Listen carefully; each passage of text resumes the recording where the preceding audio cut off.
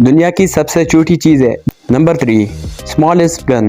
दुनिया के सबसे छोटे रिवॉल्वर का रिकॉर्ड मिनीएचर रिवॉल्वर C1ST के पास है। इसे स्विट्जरलैंड की एक कंपनी स्विस मिनीगन ने डिजाइन किया था। कंपनी के मुताबिक बंदूक इसी तरह चलती है जिस तरह एक मेयारी आतिशे असलहा चलाता है। इस गन की लंबाई 5.5 सेंटीमीटर से ज्यादा नहीं है। फायर 2.34 मिलीमीटर कैलिबर राउंड है और इसी की तोतन की रफ्तार तकरीबन 121 मीटर प्रति सेकंड है। Number 2, smallest car.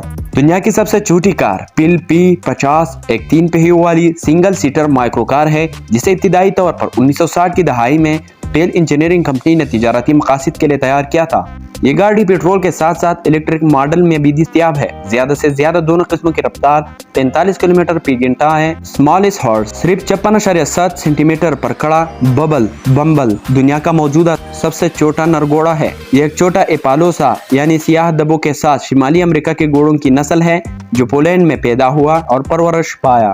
तो नाज़रीन, ये थी आज की वीडियो। इस तरह मजीद वीडियो के लिए हमारे चैनल को जरूर सब्सक्राइब कीजिए और साथ में बेल आइकन का ऑप्शन जरूर दबाएं। बहुत बहुत शुक्रिया।